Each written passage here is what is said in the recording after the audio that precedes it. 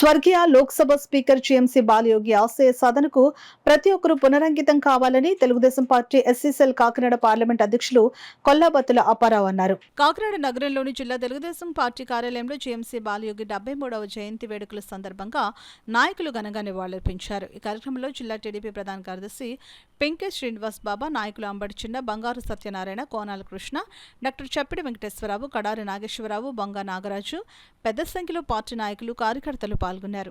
73వ జయంతి సందర్భంగా ఇక్కడ తెలుగుదేశం కార్యాలయంలో వేడుక చేసుకోవడం జరుగుతుంది. ఆయనకి ఘనంగా నివాళులు అర్పించడం జరుగుతుంది.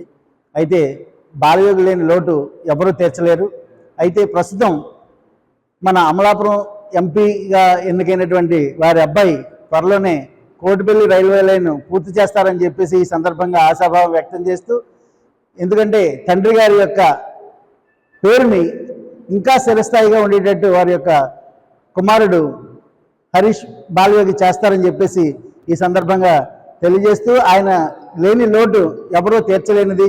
మరొక్కసారి ఆయనకి మన జాతి అందరి తరఫున కూడా నివాళులు అర్పించడం జరుగుతుంది. ఈ వారిది తరతరాలకు తెలియాలి. ఈ వారిది అటువంటి వారిదినేసి అందరు మన్నాలు పొందారు. కానీ భగవంతుడు ఆయన్ని మా నుంచి దూరం చేయడు. మా దళితులకి కాదు, ఈ యొక్క రాష్ట్రంలో ఉన్నటువంటి తెలుగుదేశం పార్టీకి ఆయన లేని లోటు, దళితులకి ఆయన లేటు, అందరికీ కూడా ఆయన లేని లోటే.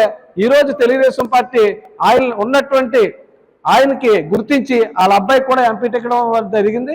ఆ ఎంపీ టికెట్ ఇచ్చినందుకు కూడా నారా చంద్రబాబుని అభినందిస్తున్నాం. అలాగే బాలయోగి గారి యొక్క అడుగుజాడల్లో మాకు ఎవరున్నారో ఇక్కడ అనుకునే టయానికి ఈ కాకినాడలో దళితులకి, బీసీలకి కూడా ఒక నాయకుడు మాకు ఉన్నాడు అన్నట్టుగా మా కొండబాబు గారు కాకినాడ ఎమ్మెల్యేగా ఉంటూ ఆయన లేనటువంటి లోటును మా దళితులందరికీ కూడా అందుబాటులో ఉంటూ మా అందరిని ప్రోత్సహించినందుకు మరొకసారి ఆయనకు కూడా ఈ సందర్భంగా ధన్యవాదాలు తెలియజేస్తాం.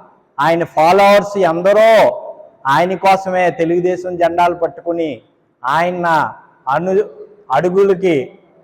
అడుగుజాడల్లో నడుస్తూ జరిగింది. అన్ని కులాలకు అతీతంగా, అలాగే ఒక వయసుకే కాదు, ఆయన పెద్ద చిన్న అంటే ఒకరికి డబ్బు ఉన్న వాళ్ళు ఉండొచ్చు, లేని వాళ్ళు ఉండొచ్చు, ఎవరినైనా ఆప్యాయంగా పలకరించి ఏ విధమైన సాయం అయినా అడిగితే ఆయన కాదని చెప్పకుండా ఆ పని అయ్యే వరకు నిద్ర లేకుండా చేసిన వ్యక్తి. అందుకనే ఆయనకి ఈరోజు కూడా ఆయన్ని మర్చిపోకుండా అందరూ మనసులో పెట్టుకుని పూజిస్తూ జరుగుతుంది.